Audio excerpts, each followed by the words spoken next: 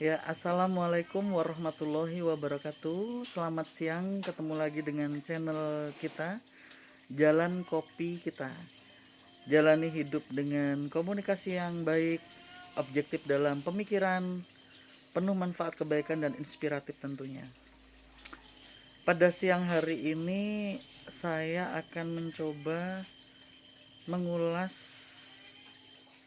bincang-bincang santai tentang kunci sukses. Jika kita ingin sukses di dalam kehidupan di dunia ini tentunya ada beberapa yang bisa kita lakukan yang simple-simple dulu, tetapi itu sangat berpengaruh sekali terhadap pencapaian kesuksesan kita. Karena bila hal-hal yang simple ini tidak dilaksanakan, hampir bisa dikatakan jarang sekali dapat seseorang tersebut mencapai kesuksesannya. Pintar misalnya ya, pintar itu tidak cukup hanya pintar saja. Pintar juga sering kita mungkin menjumpai di lingkungan kita, atau mungkin Anda sendiri sebagai orang yang pintar mungkin, tetapi Anda mungkin tidak sukses pada saat ini. Di situ pasti ada yang salah. Tetapi mungkin juga Anda sebagai orang yang biasa-biasa saja, atau dulu di sekolah atau di akademisnya itu nilainya malah cenderung jelek, tetapi mungkin Anda sukses pada saat hari ini. Kalau boleh jujur, kira-kira apa yang mendasari itu? Yang membuat itu bisa terjadi? Itu tidak terjadi semata-mata kebetulan saja, misalnya seperti itu. Jadi pintar saja tidak cukup. Pintar harus dilanjutkan dengan pintar bergaul dan berkomunikasi. Apa yang dimaksud dengan pintar bergaul dan berkomunikasi? Orang yang pintar itu biasanya tidak suka berteman juga dengan orang yang pintar, karena takut kesaingan, biasanya seperti itu. Sehingga secara tidak langsung orang-orang pintar ini malah memilih orang yang kemampuannya di bawahnya, sehingga yang kemampuannya di bawahnya itu juga merasa tertolong karena merasa berteman dengan orang yang kompeten, orang yang pintar. Padahal hubungan ini biasanya ya kalau cuman untuk sekedar bergaul saja sih tidak masalah, tetapi yang kita sebutkan tadi kan kita ingin pencapaian sukses. Karena judul kita pada siang hari ini kunci sukses dalam kehidupan. Jadi seharusnya orang yang pintar itu pintar bergaul juga mencari orang yang levelnya sama. Maksudnya begini, kalau Anda itu termasuk orang yang pintar ya, Anda harus juga berteman dengan orang yang pintar, sehingga mungkin Anda pintar di bagian A, tidak pintar di bagian B. Kalau Anda bergaul dengan orang yang pintar juga, mungkin teman Anda itu pintar di bagian yang B, sehingga saling mengisi dan visi misinya bisa sama. Terus kemudian mungkin dari teman-teman ada yang nanya, loh kok pintar harus ketemu sama orang yang pintar kayak gitu, terus orang yang bodoh bagaimana ya gitu. Orang yang bodoh harus bergaul dengan orang yang visi misinya juga sama. Kalau orang yang bodoh, percaya atau tidak, kalau orang yang bodoh bergaul sama orang yang pintar, percayalah Anda juga tidak akan sukses. Karena apapun nanti Anda akan memfasilitasi orang yang pintar terus, karena orang yang pintar akan lebih cepat mengambil poin-poin kesempatan daripada Anda yang mungkin lebih lambat kayak gitu. Jadi memang harus mencarinya yang levelnya sama kayak gitu.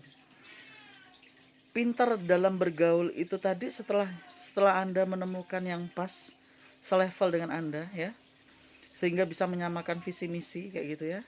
Misalnya kan nggak lucu aja ya, misalnya zaman sekarang berteman hanya berteman aja, nggak ada fokusnya, nggak ada tujuannya apa kayak gitu kan, nggak bisa. Jadi pilihlah habit ya, teman itu yang bisa mendukung kesuksesan Anda. Jangan malah sebaliknya, Anda kok punya teman yang hanya merugikan saja, itu kalau boleh saran dibuang saja, karena kita tidak perlu kayak gitu. hidup itu harus bermanfaat, bukan mencari untung ya. Ini di garis bawahi. Jangan nanti malah jadi culas. Anda nanti mencari pertemanan cuman mencari untung kayak gitu, itu tidak boleh. Yang benar adalah saling bermanfaat baik kayak gitu. Saling menulari hal-hal yang baik, sehingga kan ada itu slogannya itu ya, filosofinya. Anda itu adalah kualitas teman-teman Anda. Tidak mungkin kalau Anda itu orangnya baik, terus Anda itu berteman dengan orang-orang yang tidak baik, lantas Anda tetap jadi orang baik, itu tidak mungkin. Sedikit banyak pasti Anda mengalami pergeseran. Misalnya Anda itu orangnya sopan, terus bergaul dengan orang yang tidak sopan. Lama-kelamaan mungkin Anda tidak terasa, tetapi Anda itu akan menjadi orang yang tidak sopan juga kayak gitu. Lantas bagaimana Anda mau sukses kayak gitu? Padahal syarat kesuksesan itu sangat banyak sekali. Jadi saya ulangi kembali, kunci sukses itu yang pertama, pintar dalam bergaul dan berkomunikasi. Pilih pergaulan yang selevel, yang visi misinya ada, yang tujuan kemanfaatan kebaikan untuk kedua arah ada. Terus komunikasi, walaupun sudah berteman akrab, berteman baik, harus selalu menjaga etika, adab. Jangan mentang-mentang sudah punya teman, sudah akrab, terus kemudian memungkinkan Anda itu melampaui batasan terhadap teman Anda. Berbicara tidak sopan, berperilaku tidak sopan kayak gitu ya. Itu satu. Terus yang kedua, jangan GR. Jangan GR itu bagaimana? Maksudnya gini. Kita itu kan hanya manusia biasa. Terkadang kita itu berpikir tentang teman kita itu atau relasi kita itu A, B, C. Ternyata yang kita pikirkan itu tidak benar kayak gitu. Kita terlalu berharap lebih terhadap partner kita. Orang ini pasti nantinya bisa membawa keuntungan yang lebih untuk perusahaan kita. Bisa menolong kita di sisi ini. Ternyata sebaliknya. Orang ini juga sebaliknya cuman ingin memanfaatkan kita saja misalnya kayak gitu. Itu kan rugi besar. Jadi faktor GR itu harus dibuang jauh-jauh. Kita harus memaksimalkan diri kita sendiri untuk mencapai visi misi dan tujuan kita. Kalau kurang di diri kita, misalnya memang diri kita kekurangannya di poin ini, misalnya di poin komunikasi, ya sudah, kita belajar komunikasi yang baik dari mentor-mentor yang memang ahlinya. Jadi kalau belajar itu di mentor-mentor yang memang ahlinya. Terus yang ketiga itu Anda harus fokus. Kalau mau sukses harus fokus. Jangan tercemar atau terganggu oleh hal-hal yang tidak ada hubungannya dengan tujuan yang Anda ingin capai. Misalnya Anda tujuannya pingin pergi ke Jakarta, ya jangan ke Surabaya kayak gitu. Pokoknya hal-hal yang tidak ada hubungannya dengan tujuan dan visi misi Anda itu jangan dilakukan, bahkan jangan difikirkan kayak gitu. Kemudian apa lagi? Kemudian kita harus merasa kurang bila sudah berhadapan dengan orang lain. Maksudnya bagaimana? Kalau ada kritikan, ada masukan dari orang-orang di sekitar kita yang kita memang tahu orang-orang tersebut bukan yang notabene iri atau dengki terhadap kita, kita harus berterima kasih. Karena yang menilai kita itu kan orang lain, kita tidak bisa menilai diri kita sendiri. Kita kadang-kadang merasa diri kita itu sudah baik kayak gitu kan. Tapi ternyata orang di sekitar kita merasa kita itu kaku misalnya merasa kita itu mungkin pemalas, merasa kita itu ternyata pemarah kayak gitu. Jadi kita harus fleksibel untuk menerima masukan-masukan dari orang-orang di sekeliling kita kayak gitu. Walaupun mungkin kita tidak bisa selalu mewujudkan masukan-masukan itu. Jadi kita saring-saring lagi kayak gitu. Kemudian kunci sukses yang selanjutnya adalah kita harus bisa melihat poin, peluang kayak gitu ya. Kita harus pintar melihat peluang atau poin. Misalnya nih, Anda kerja di sebuah perusahaan, Anda berteman, ada 3 orang, misalnya si A, si B, si C. Itu A, B, C itu teman Anda semua. Terus Anda di suatu divisi yang Anda itu misalnya sangat berbakat di divisi itu, sehingga Anda itu mungkin dekat dengan bos Anda, misalnya seperti itu. Kalau bos Anda itu memberikan masukan misalnya A, B, C kayak gitu ya, untuk meningkatkan kinerja Anda kayak gitu kan. Sedangkan itu tidak diberikan ke teman-teman Anda yang dekat, misalnya A, B, C tadi itu ya. Anda harus melihat itu tuh sebagai peluang ya. Maksudnya kesempatan Anda untuk bertumbuh kayak gitu. Jangan mendengarkan masukan dari sahabat-sahabat Anda yang mereka poin dan peluang kesempatannya berbeda dengan Anda kayak gitu. Yang rugi kan Anda, karena Anda itu yang diberikan kesempatan. Sedangkan ABC tadi, teman-teman Anda itu tidak dikasih kesempatan. Ya bagaimana orang yang tidak punya kesempatan memberikan masukan kepada orang yang sebenarnya punya kesempatan kayak gitu. Akhirnya Anda sendiri yang rugi lagi kayak gitu. Jadi jelilah melihat sesuatu. Jangan menilai sesuatu itu dari luarnya saja. Contoh, kita kalau menilai seseorang itu kadang-kadang cuman fokus sama lemah lembutnya orang, tawa ramahnya orang kayak gitu kan. Kita udah tertipu tuh kadang-kadang tuh. Kalau ada orang yang nyapa kita dengan lembut, senyum yang bagus kayak gitu ya, baik-baik sama kita, kita langsung wah ini orang baik sama kita. Jangan.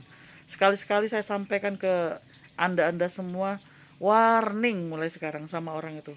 Kalau sama orang seperti yang konten yang saya sudah pernah sampaikan ke Anda sebelumnya, jelilah dalam menilai seseorang. Jangan salah menilai seseorang kayak gitu ya. Lihat orang itu ke kita itu tujuannya apa, dari pembicaraannya itu seperti apa, terus perlakuannya dia itu dengan kita itu memunculkan apa saja, dan efek kita berteman dengan dia itu apa saja. Kita harus punya rangkuman itu, harus detail. Ini justru harus detail, tidak boleh dikesampingkan. Coba diingat-ingat lagi. Misalnya Anda itu berteman dengan si A. Semenjak Anda berteman dengan si A ini, kemajuan pola pikir yang Anda dapatkan itu apa? Atau malah mundur? Dulunya orangnya sabar malah jadi pemarah semenjak berteman dengan si A. Berarti A ini di-delete aja, nggak usah. Wong seharusnya aja harus maju. Minimal kalau itu tidak membuat perubahan apapun di diri Anda sih nggak masalah, mungkin nggak usah di-delete. Tapi kalau itu udah membuat kemunduran kan, berarti sifat Anda jadi jelek kayak gitu, delete aja. Terus nanti kalau nggak punya teman gimana Kak Eja? Nggak usah. Kita itu mungkin suatu kebun ya, perumpamaannya begini. Kita punya tanah, kita punya kebun. Lebih baik Anda tidak punya tanaman daripada Anda menanam rumput liar kayak gitu, ilalang kayak gitu kan, yang merugikan, hama yang merugikan.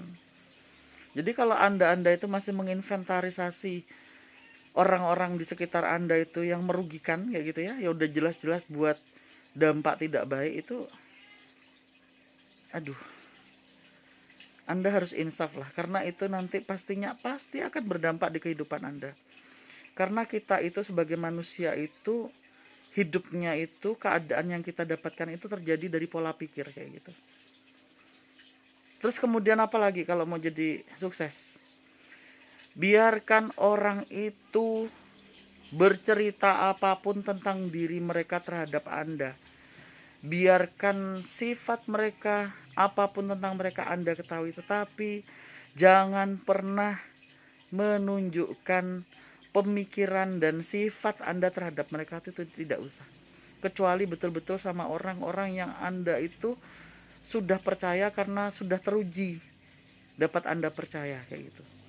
Misalnya Anda sudah 10 tahun berteman dengan si A, atau mungkin pasangan Anda sendiri, suami atau istri yang memang sudah teruji, memang betul-betul tidak bakal cerai nantinya misalnya kayak gitu, itu enggak apa-apa. Anda cerita keluh kesah Anda, kekurangan Anda, kira-kira Anda perlu ditolong apa, itu enggak apa-apa. Tapi kalau aduh udah, apalagi kalau sudah terbukti sering nyakiti, sering sering merugikan, tidak dapat dipercaya, kok Anda masih mengulang-ulang untuk apa namanya, membuka diri Anda terhadap orang kayak gitu, itu juga merupakan kunci ketidaksuksesan, ya. Karena cita rasa seseorang, image kita itu sangat dipengaruhi oleh orang lain. Jadi kalau nanti ada orang-orang yang menginventarisasi keburukan kita atau bahkan memfitnah kita kayak gitu kan, itu kan kita sendiri yang rugi. Dan orang lain itu mau percaya atau tidak percaya dengan omongan yang diberikan oleh orang lain, itu tergantung mereka melihat orang tersebut kedekatannya bagaimana dengan kita. Misalnya yang menceritakan kejelekan Anda itu ibu Anda sendiri, pastinya orang lain percaya. Lah kok yang cerita keburukan Anda itu orang lain melihatnya tidak pernah dekat sama Anda, ujuk-ujuk ternyata tiba-tiba cerita yang jelek tentang Anda misalnya kayak gitu. Insya Allah juga orang tidak akan percaya, karena dilihat aja nggak pernah dekat kok. Jelek-jelekan pasti orang lain berpikirnya ini orang mengada-ada. Jadi begitu. Jadi jangan pernah menunjukkan kedekatan dengan orang yang memang betul-betul belum Anda percaya. Jadi Anda mau mempromosikan kedekatan dengan seseorang itu kalau Anda sudah membuktikan orang ini memang baik. Jangan mudah-mudah bilang ini loh teman saya, ini sahabat saya, tuh jangan. Karena itu nanti membuat booming untuk dia. Kalau Anda itu orang penting misalnya kayak gitu kan, yang Anda promosikan kayak gitu itu dapat baiknya, sedangkan nanti kalau misalnya dia itu bercerita buruk tentang Anda dapat jeleknya kayak gitu, rugi kayak gitu. Ini hal-hal yang sepele memang, tapi sangat cukup signifikan nanti apa namanya, efeknya ke kehidupan Anda. Kenapa kok tentang pergaulan aja Kak yang dibahas? Iya, karena sukses itu tidak serta-merta tentang pencapaian saja. Sukses itu tentang ruang lingkupnya tuh luas yang mempengaruhi itu. Pencapaian itu sangat dipengaruhi oleh orang-orang yang ada di sekitar Anda. Buktikan saja. Terus Anda itu jangan sering salah fokus ya kalau mau sukses lagi. Dengan orang-orang yang berkuasa saja. Ini saya kasih saya kasih rahasia. Justru orang yang banyak hartanya, jabatannya tinggi, namanya tenar, itu adalah orang yang paling lemah. Ya. Maksudnya lemah gimana? Kalau enggak percaya. Mereka misalnya Anda itu ngajak berkelahi dengan orang-orang yang punya jabatan tinggi, hartanya banyak kayak gitu ya, kedudukannya derajatnya tinggi. Dia kalau mau mengurusi Anda, meladeni Anda, mikir-mikir. Apalagi kalau misalnya Anda itu cuma, mohon maaf lahir batinnya, kedudukannya rendah, orang nggak punya juga, dia mikir-mikir mau meladeni Anda untuk apa? Untungnya apa buat dia? Malah mungkin menghancurkan karirnya dia misalnya gitu. Tetapi Anda harus sangat hati-hati. Justru orang yang paling kuat itu orang yang nggak punya apa-apa, atau bahkan orang yang sudah hidupnya hancur-hancuran itu, nggak punya kedudukan, namanya udah terlanjur jelek di sana sini. Hati-hati dengan orang semacam itu. Kalau bisa nggak usah ada urusan. Kalaupun sampai udah ada urusan, ngalah aja, nggak usah ditanggapi. Karena orang-orang kayak gini tidak ada rasa takut kehilangan sesuatu, sehingga memungkinkan dia untuk kuat.